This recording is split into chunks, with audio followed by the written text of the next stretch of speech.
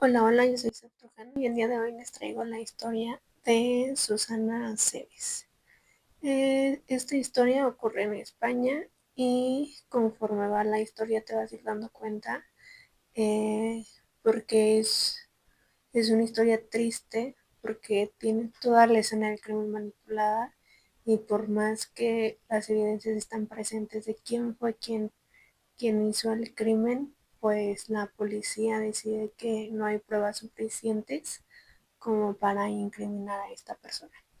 Bueno, pues la historia con Susana Aceves empieza alrededor de sus 20 años, cuando ella ya conoce a Jesús.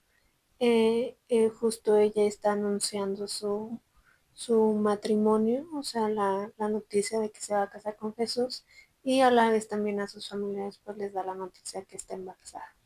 Antes de casarse, pues ella sabía las ciertas costumbres que tenía, pues Jesús no era tan amable, tenía un carácter fuerte, no se llevaban tan bien, pero pues tenía la esperanza que con el embarazo, con el nuevo bebé en camino, pues las cosas mejoraran y todo funcionara mejor en su matrimonio, todo mejorara, pero pues así no fue. Después de 5 años de matrimonio, ellos dos deciden divorciarse, las cosas no iban bien y pues se separan.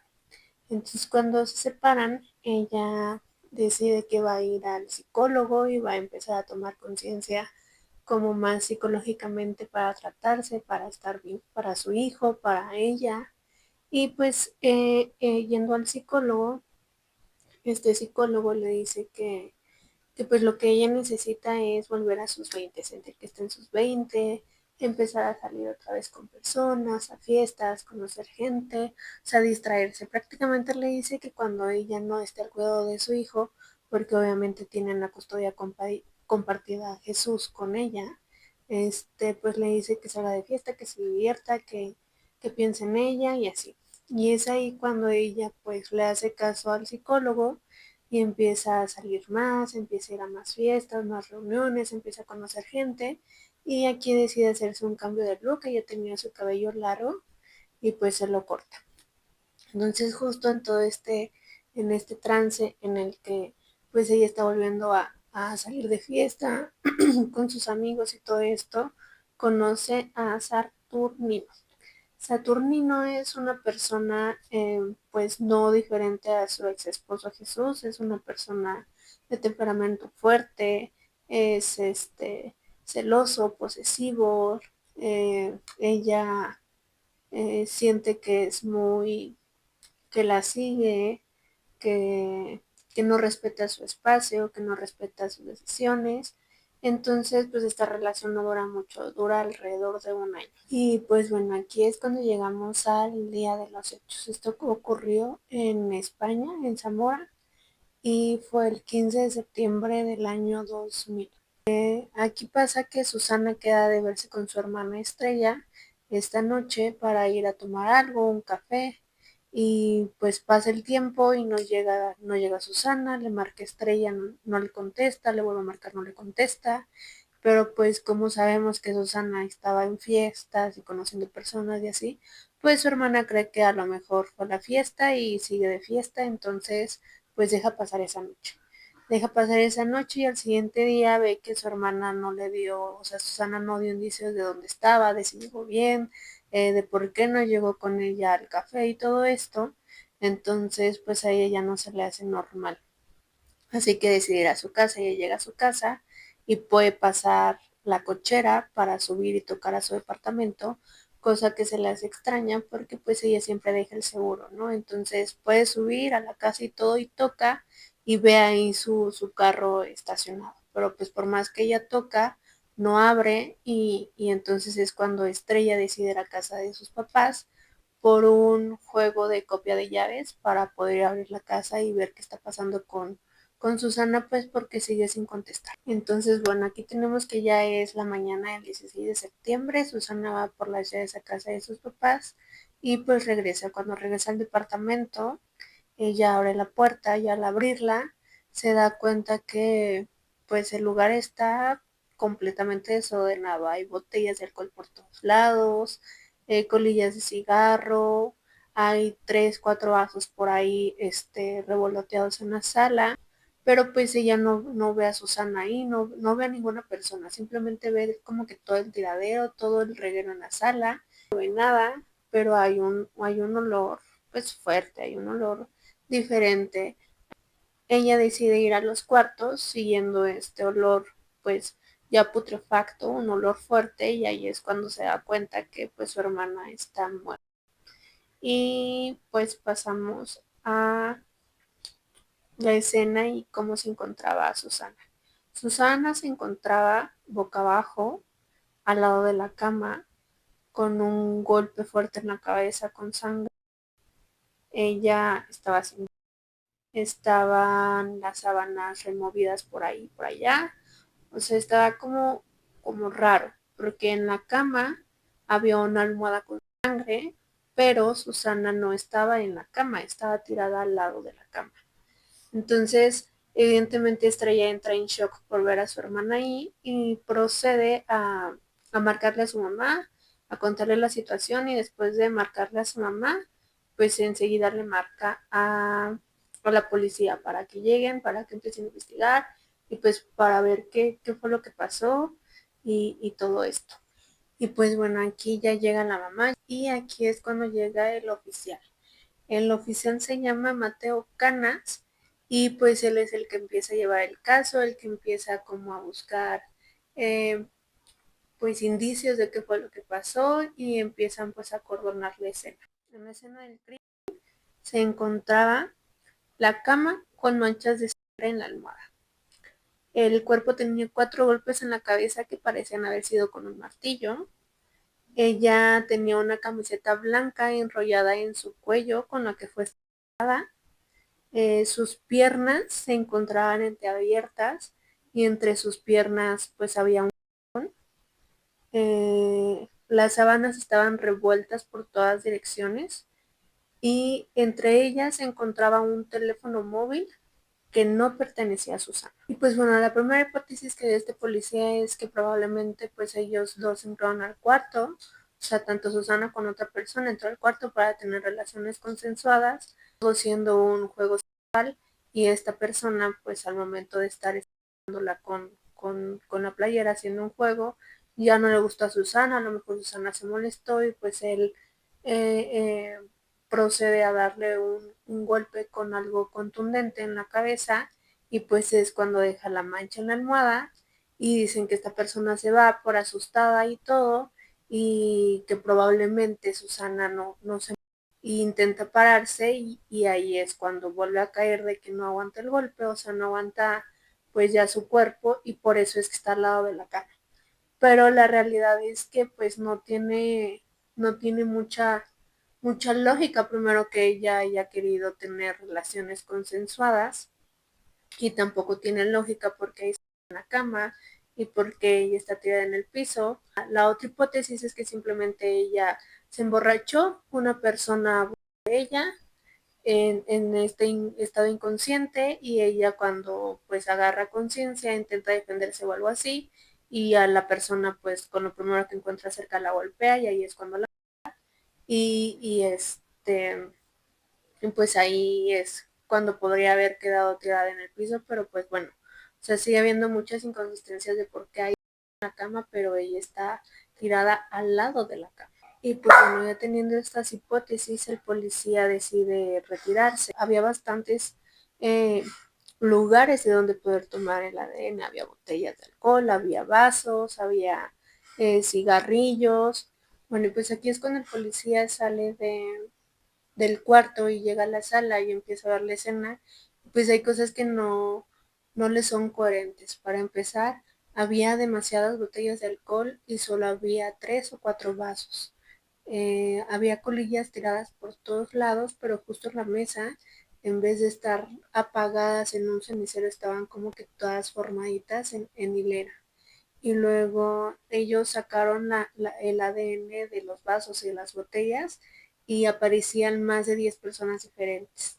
Y cuando quisieron buscar huellas dactilares en los apagadores o en las manijas, se dieron cuenta que no había ninguna huella, no había huellas, todo estaba limpio, no había ninguna huella, no había rastro de nada.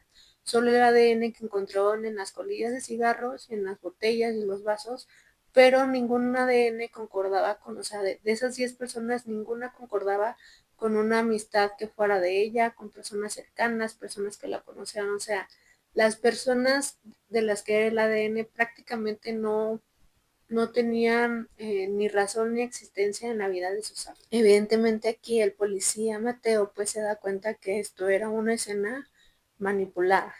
Y pues aquí es cuando pasamos a los primeros sospechosos. El primer sospechoso es Jesús, es el exmarido de Susana. Y él confirma y acepta haber visto a Susana la noche del 15 de septiembre, solo que comenta que la vio muy poquito tiempo, ya que él solo fue a recoger a su hijo para después irse con su familia. Él comenta que llegaron a casa de sus papás y que el niño se quedó dormido en casa de sus papás y él decidió irse a su casa. Pero justo en el transcurso para irse a su casa le da mucho sueño, se siente muy cansado y decide quedarse en un motel. En este motel pasa la noche y pues ya al día siguiente llega a ver qué onda con su hijo, otra vez a casa de sus papás, a ver qué pasó. Pero justo cuando está contando esta historia, el policía le comenta que está raro porque hay una patrulla que siempre pasa por esa carretera y justo por el motel que dijo que pasó. Y en todo el transcurso de la noche jamás vieron un carro parqueado ahí y el estacionamiento estuvo todo el tiempo solo. Entonces, le confirman y le afirman más bien que está mintiendo, que diga la verdad, que es lo que está pasando. Y ya es cuando él acepta que sí mintió y la razón por la que mintió es porque él se está viendo con alguien, pero esta señora es casada. Entonces él no quería vincularla y no quería que le involucraran porque pues no tiene nada que ver con esto. Ahí es cuando el policía procede a hablar con esta señora para ver si concordaba y sí, la realidad es que él sí estaba saliendo con una persona casada, él no quería que se dieran cuenta y pues él pasó toda la noche con esta persona, entonces él tiene su coartada completamente cubierta, o sea, él no fue, él no hay manera de que haya sido porque estuvo acompañado toda la noche de su pareja. Y justo mientras este proceso le hacían de preguntas y de ver dónde estaba y qué hizo él el día de la noche y mientras daba su coartada, pudieron a él tomarle ADN y el ADN no concordaba definitivamente con el del condón encontrado en Susana. Y pues entonces aquí llegamos al segundo sospechoso. Y el segundo sospechoso es Artur. A Saturnino todos lo describían como una persona obsesiva, celosa, tormentosa, que amenazaba mucho a Susana, agresivo. No era una persona pacífica, era una persona, aparte de molestar y de ser como bullying, era una persona pues tonta. En el pueblo lo consideraban una persona que que lo único que sabía hacer era molestar. Entonces, cuentan o dicen más bien en un como documental que hicieron que la mejor amiga de Susana cuando se enteró esto de su parte de lo que había pasado, que ella fue a hablar con Saturnino a ver qué es lo que había pasado, qué tenía él para decir. Y esta amiga cuenta que él le contó como cosas específicas de cómo la encontraron en su cuarto o de la escena del crimen, por así decirlo, de cosas que había en la sala o cosas que había en el cuarto o cómo estaba acomodada ella. Y pues esto se hizo raro, o sea, se le hizo raro porque pues evidentemente este tipo de información pues solo lo tendría la hermana que fue quien lo encontró, el policía o los policías que estuvieron ahí o en dado caso los papás que también llegaron a la escena del crimen, pero pues él no tendría por qué saber a ciencia cierta, eh, pues justo estas cositas, de cómo estaba acomodada, cómo estaba la escena del crimen, o sea, esto ahí empieza a ser como sospechoso. El policía pues ya empieza a interrogar a Saturnino, ¿no? Y empiezan por la mañana. Y lo que hace el policía es empezarle a preguntar como muy específicamente qué es lo que había hecho. O sea, no qué hiciste en tu día, sino a qué hora saliste de tu casa, a qué hora desayunaste y todo esto. Y la historia de Saturnino es que él se paró, se fue a su trabajo, saliendo del trabajo fue con unos primos, comió, bebió con ellos y después regresó a su casa. Entonces el policía empieza a preguntarle específicamente como a qué hora saliste de tu casa, a qué hora llegaste a tu trabajo, a qué hora saliste, y así durante todo el día. O sea, estas mismas preguntas se las iba haciendo de nuevo y de nuevo y de nuevo. Y Saturnino cada vez que se volvió, o sea, que le volvían a preguntar los horarios, así se ponía cada vez más nervioso y cada vez empezaba a no concordar su historia. O sea, cada vez había más inconsistencias en la hora que dijo que desayunaba, o en la hora que dijo que salió del trabajo, o en la hora que dijo que llegó con sus primos o que llegó a su casa. Y pues esto hace que Saturnino se desmaye completamente porque pues es diabético. Entonces, al momento de desmayarse, le hablan a la ambulancia, se lo llevan al hospital y pues aquí ya se vuelve un poco complicado interrogarlo a él porque entonces ya tiene que tener un abogado, ya tiene que tener una orden para poder hablar con él, para poder interrogarlo. O sea, ya tienen que tener como evidencia bastante fuerte para poder ya acusarlo a él de un delito. Y justo entre todas estas interrogaciones, una vecina le dice al policía que vio a Saturnino justo aparcado atrás de la casa de Susana y que estaba dando vueltas y que después se fue. Entonces, aquí lo único que nos queda es el teléfono móvil y, y el preservativo. O sea, para esto, en el preservativo encuentran un ADN, pero no saben de quién es. No dan con quién es, no reconocen a esta persona. Entonces, pues la única evidencia que queda es el teléfono. Y pues entonces justo el policía empieza a averiguar de dónde es este teléfono, de quién es, y se da con que el teléfono es de una persona que había muerto días antes. La persona que días antes estaba en su carro, iba conduciendo y tuvo un accidente. Pues llegó la policía, llegaban las personas, recogieron sus pertenencias y pues ya no procede a llegar la grúa, llevarse el carro, la ambulancia o los de Cenefo se llevan el cuerpo y pasa que a los días familiares de esta persona, de este hombre que murió en el accidente, van a la comisaría a reclamar, pues porque entre las pertenencias lo que falta es el celular de la persona. Y el celular es el que estaba en la cama. Pero, o sea, ¿cómo fue que el celular de esta persona que no conocía a Susana, que murió días atrás, llegó a la cama de Susana? Y pues empieza la investigación de dónde salió el celular. Y resulta que justo la persona que llevó la grúa, que llegó, o sea, justo la persona que manejaba la grúa, que llegó por el carro de la persona que tuvo el accidente y falleció, pues era Saturnino.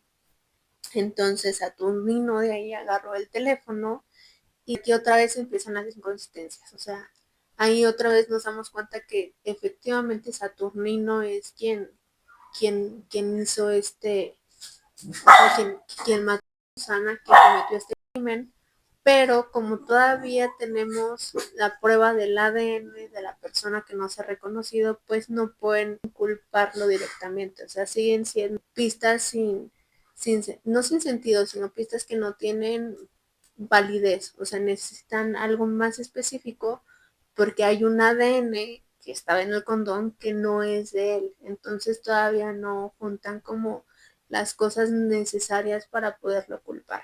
Cuando a Saturnino le hacen el interrogatorio preguntándole si había visto a Susana, él dice que sí. O sea, él dice que no tenían ningún problema, que su relación iba súper bien, viento en popa y así, cuando todas las demás personas decían que no.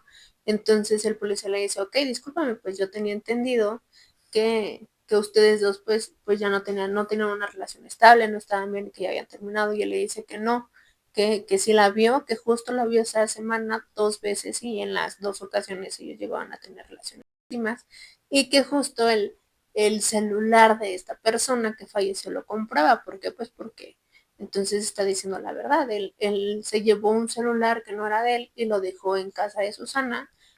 Entonces otra vez volvemos a no tener ninguna prueba contundente que, que pueda acusar del todo a Saturnino. Ya para este punto, pues el caso se para, se congela, queda en stand-by porque no hay pruebas suficientes para acusar a Saturnino y tampoco encuentran o dan con quién es la persona de quién es el ADN que había en el condón que se encontraba adentro de Susana. Y pues nada, se queda así en stand-by durante 6 años y justo en el 2006 una persona va a denunciar a su marido por maltrato, porque es agresivo, porque es posesivo, porque es celoso, porque él la tiene amenazada, porque ya siente que en cualquier ratito la puede hasta matar.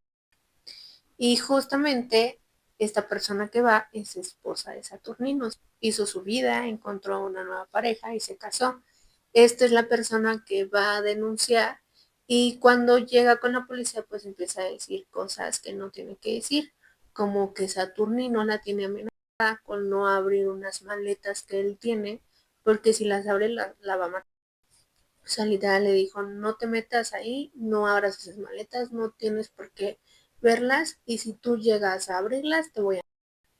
Entonces esta mujer va con la policía, da su declaración, cuando va la policía a la casa, ven a Saturnino y pues ahí como que se les prende algo y dicen, o sea, te salvaste, pero solo por 6 años. O sea, como que ahí ellos ya tenían la cara reconocida de Saturnino y ya dijeron de, ok. Entonces, obviamente lo primero que hizo el policía fue ir a ver esas maletas para ver qué contenían. Y pues estas maletas tenían recortes del periódico del caso de Susana. Tenían las grabaciones de las entrevistas que hicieron del caso de Susana. Tenía objetos personales de Susana y una trenza de pelo natural atribuida al corte de cabello que se hizo Susana cuando cambió de look. Esto prácticamente era un altar que reforzaba la obsesión que tenía Saturnino por Susana y que evidentemente reforzaba que no había mayor culpable que él. O sea, él fue la persona que manipuló la escena, él fue quien lo mató, él la acusaba, la seguía, porque para esto ya entre tantas entrevistas y todo esto, la mamá también llegó a comentar que Susana ya tenía miedo de él porque decía que la perseguía, que sentía que le espiaba, que sentía que la seguía a todos lados y pues lamentablemente pues sí lo hizo, pero para los jueces sigue siendo cero evidencia todo esto. ¿Por qué? Porque tenemos un condón con un ADN que no es de Saturnino y que se encontraba dentro de Susana. Y pues bueno, así es como termina este caso. Durante años, Estrella, la hermana de Susana, estuvo recabando información, estuvo preguntando, estuvo recabando pistas, pero pues es un caso que no tiene cierre ni solución porque al final es demasiado persistente que hay un ADN encontrado en el condón que hasta la fecha no dan de quién es y solo por esta cosita todas estas cosas que se encontraron de Saturnino pues es que no dan fe y legalidad. ¿Por qué? Porque pues a pesar de ser tan novias para nosotros no es su ADN. Entonces así es como el 16 de septiembre del 2020 se cierra este caso, ya cualquier persona que haya estado involucrada ya no puede ser acusada y pues se cierra el caso. Cierran a Saturnino, no encuentran la persona de quién es el ADN y pues sí, así es como terminamos esta historia inconclusa, esta historia sin final feliz, esta historia de verdad demasiado frustrante porque pues porque toda la evidencia daba que era él, pero la supo hacer. Nunca ocultó ser esta persona agresiva que era. Todas las personas sabían que era agresiva, pero al final supo jugar muy bien sus piezas para no lograr incriminado. Todos sabemos, o por lo menos yo pienso, que sí fue Saturnino, pero pues no hay pruebas suficientes que lo comprueben. Y pues nada, si te gustó esta historia, compártela con tus amigos, dale like. Si tienes historias que quieras contar, si tienes algún tema del que quieres que hable, escríbeme. Y un correo donde puedes mandarme tu propia historia o una historia que tengas por contar. O si tienes ganas que hable de algún tema en específico, escríbemelo abajo y pues seguimos aquí con ustedes contando historias de todo tipo, historias criminales, historias paranormales, chismecitos, mitología. Aquí vamos a hablar de todo un poco. Yo soy Sof Trujano y nos vemos en la próxima.